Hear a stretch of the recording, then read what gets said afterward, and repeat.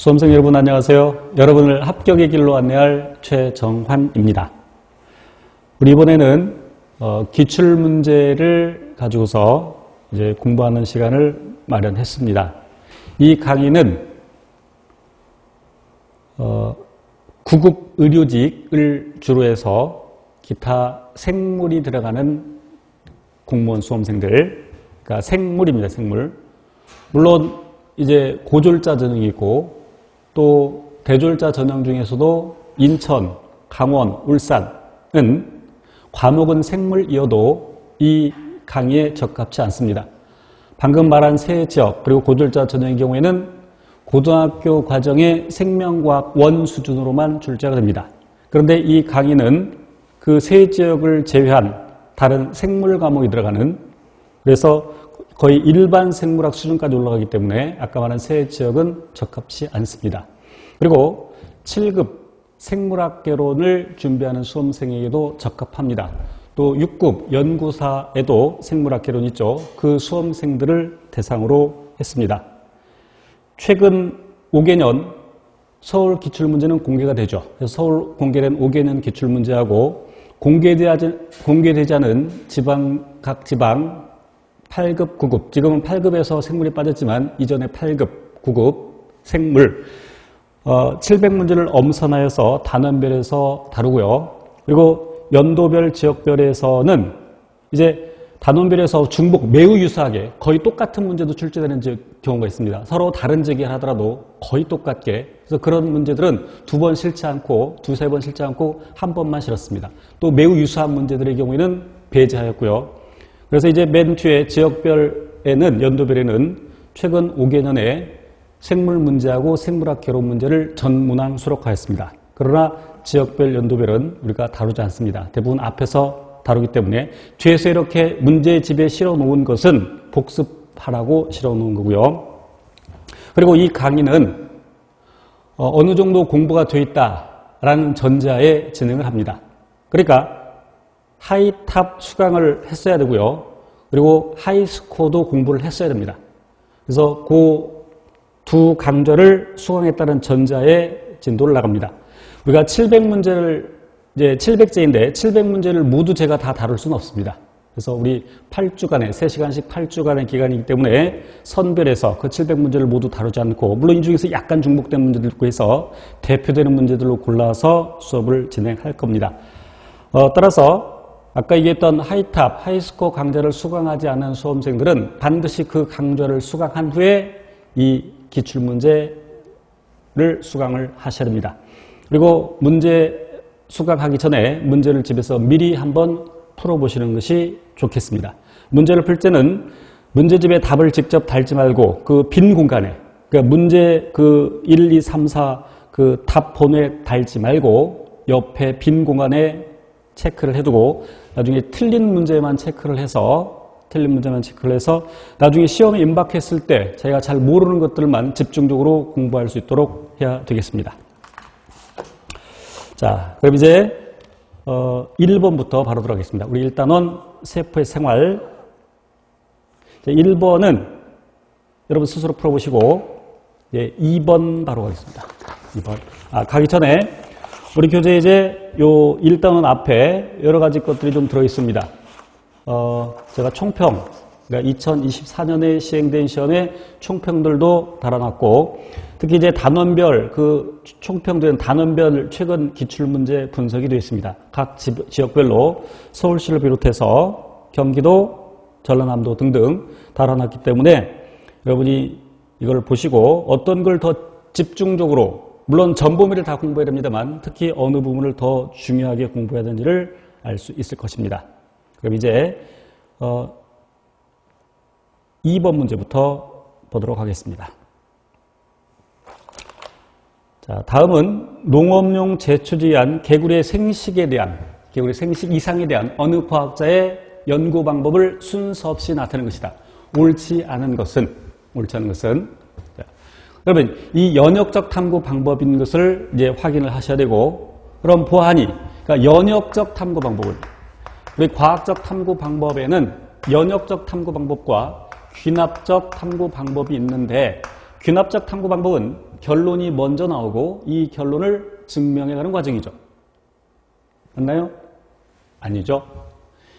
연역적 탐구 방법이 결론이 먼저 나오고 이것을 증명해가는 과정입니다. 그러니까 연역적 탐구 방법은 그 결론이라는 것, 가설이 먼저 나오죠. 그렇지만 그 결론은 진짜 결론이 아니고 잠정적 결론. 그 잠정적 결론인 가설을 설정하고 그 가설을 증명해가는 과정이 연역적 탐구 방법. 물론 뒤에 이제 결론이 또 나오죠.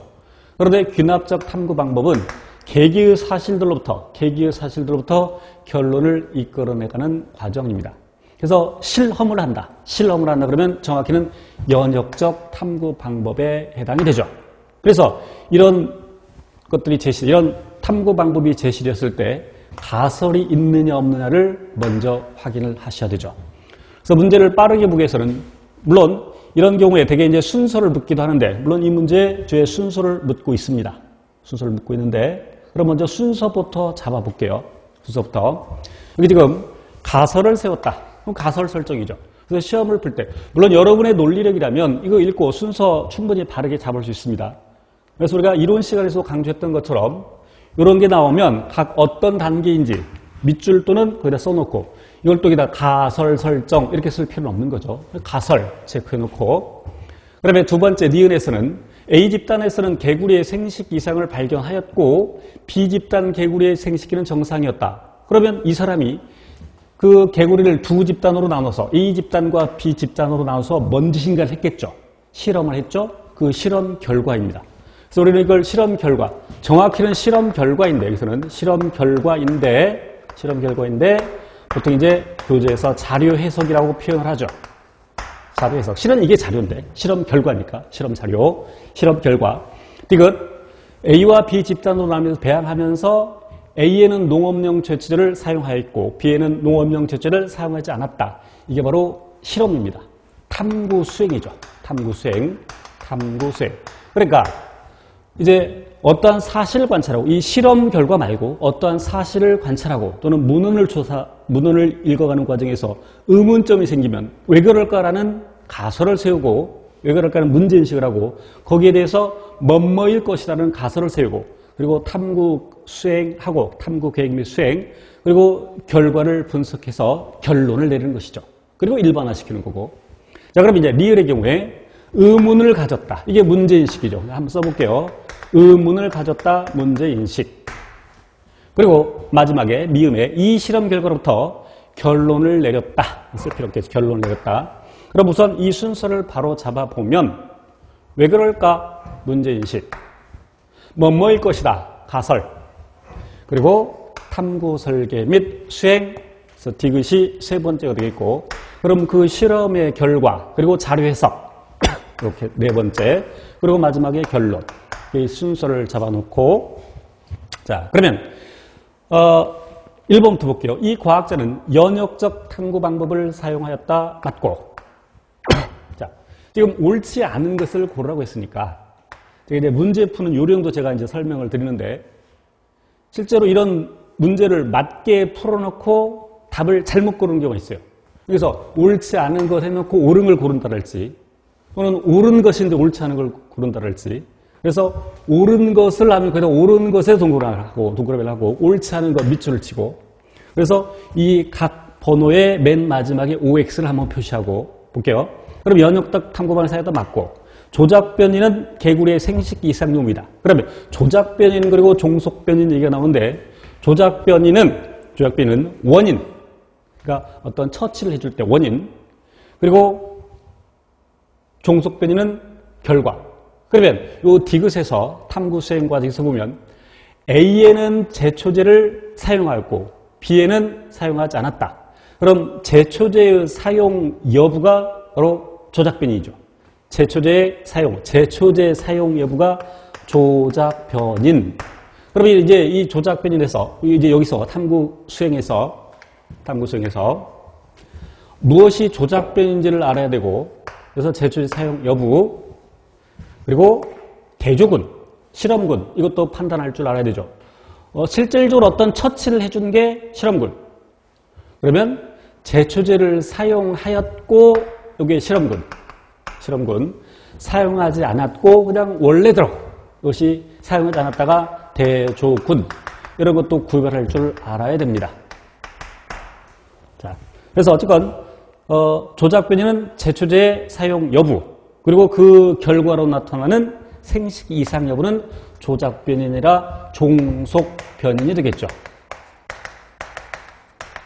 자, 그래서 탐구 과정의 순서는 이렇게 돼 있고요. 맞고요. 그래서 4번 실험군은 제초제를 사용한 집단이다. 맞고 그럼 옳지 않게 된 것은 2번이죠. 그래서 옳지 않은 걸 고르라고 했으니까 2번이 답. 이렇게 문제를 풀어야 되죠. 3번도 넘어가겠습니다. 자, 4번. 제 생각에는 그렇게 썩 중요하다고 생각은 안 되는데, 그래서 가끔 이렇게 나오니까, 그러니까 이제 출제자들이 변별력을 위해서 정말 엉뚱한 문제들을 내기도 합니다. 자, 생물 과학 역사에서 과학자의 업적을 우리가 다 외울 필요는 없는데, 그래도 대략 중요한 과학자들 몇 명은 어떤 업적을 세웠는지를 알고 있는 게 좋습니다. 일단 볼게요. 생물과학 역사에서 과학자 업적인데 각각 기억니은 디귿은 린네, 멘델, 플레밍을 순서 없이 나타낸 것이다. 에이버리는 폐렴 쌍구균 실험을 통해서 DNA 유전 물질을 밝혔다. 물론 이제 이 과정 형질 전환이 일어나는 것이죠. 형질 전환 뒤에 분자생물학 파트에 가서 또 다루겠습니다. 이 에이버리에 앞서서 그리피스라는 사람도 형질 전환 실험을 했죠.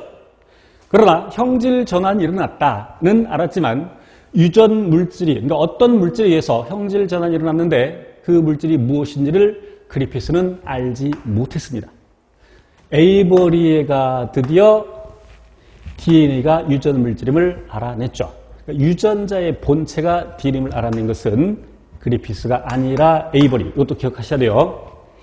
자, 완두콩 재배 실험을 통해 유전 법칙을 발견하였다. 그럼 멘델이죠. 요 정도는 암기하고 있어야 됩니다. 알고 있어야 상식. 최초의 항생제 페니실린을 발견한 것은 플레밍. 동식물의 새로운 분류체계를 설립하고 근대 분류체계를 완성한 사람은 린네. 이런 건 기본적으로 암기하셔야 됩니다. 그래서 옳은 것은 그랬으니까 동그라미 하고 기억은 린네이다. 기억은 멘델. 리는 플레밍이죠. 푸른 곰팡이로부터 페니실린을 추출하였다. 맞죠? 물론 그 사람이 그걸 페니실린 이름을 짓진 않았습니다만 그래서 페니실린을 추출했다. 어쨌건 맞습니다.